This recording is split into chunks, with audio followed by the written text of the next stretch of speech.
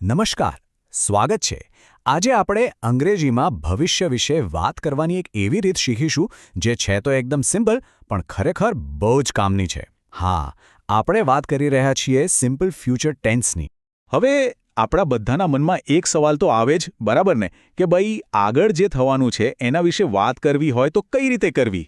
પછી ભલે એ આવતીકાલની કોઈ નાની મોટી પ્લાનિંગ હોય કે આવતા વર્ષનું કોઈ મોટું સપનું. તો બસ આ જ સવાલનો જવાબ આજે આપણે શોધવાના છીએ. સારું, તો ચાલો શરૂ કરીએ.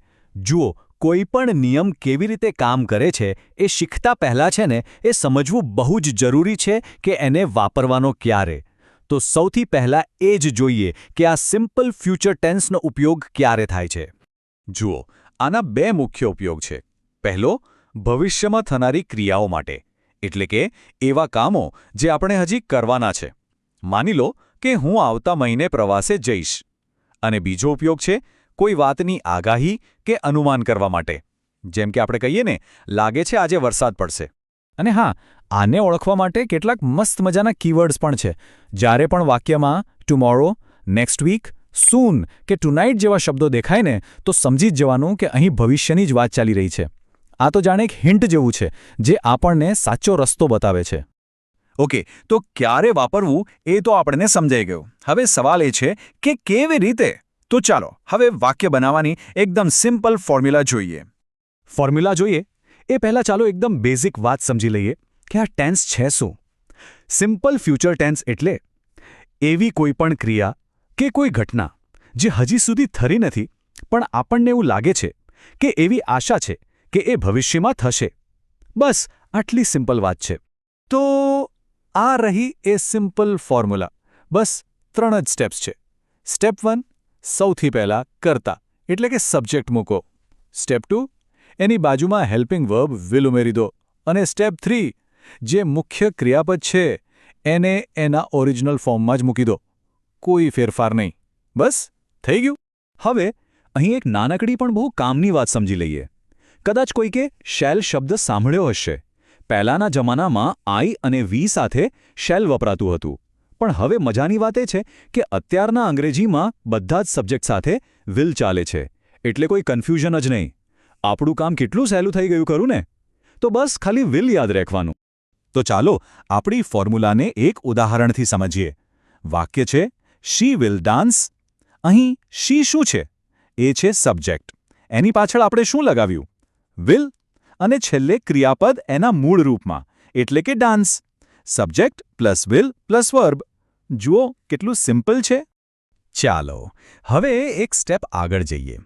હકારાત્મક વાક્યો એટલે કે પોઝિટિવ સેન્ટેન્સ બનાવતા તો આપણને આવડી ગયું.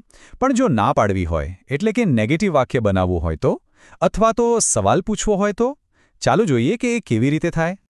જુઓ, નેગેટિવ બનાવવું તો સાવ સહેલું છે. કશું જ નથી કરવાનું, બસ વિલ પછી નોટ મૂકી દેવાનું. જેમ કે દે વિલ પ્લે ફૂટબોલ. એનું નેગેટિવ કરવું હોય તો they will not play football. બસ આટલું જ. અને સવાલ બનાવવો હોય તો, અરે એ તો આનાથી પણ સહેલું છે. આમાં તો બસ વિલને ઉઠાવીને વાક્યની છેક શરૂઆતમાં મૂકી દેવાનું. જેમ કે યુ વિલ હેલ્પ મી. આમાંથી વિલને આગળ લઈ આવો તો શું બનશે?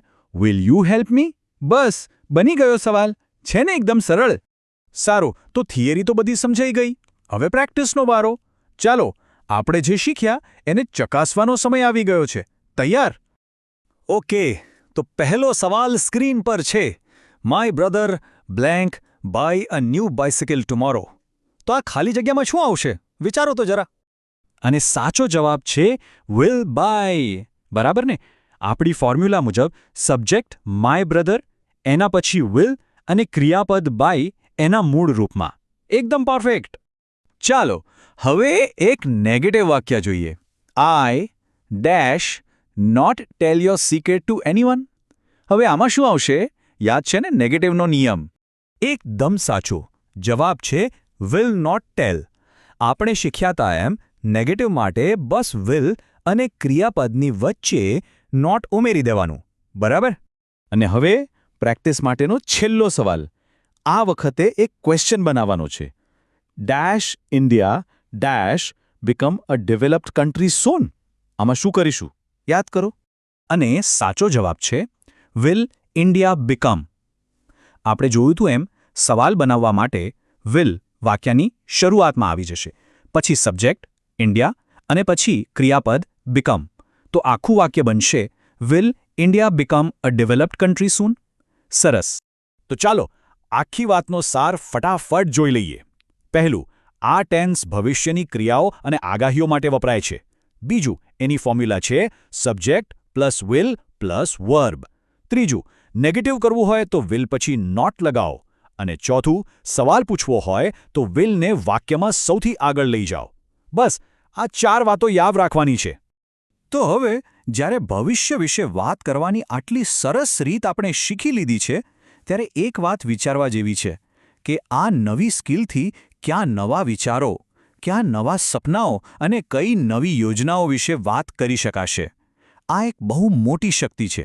એને વાપરતા રહેજો અને વિચારતા રહેજો.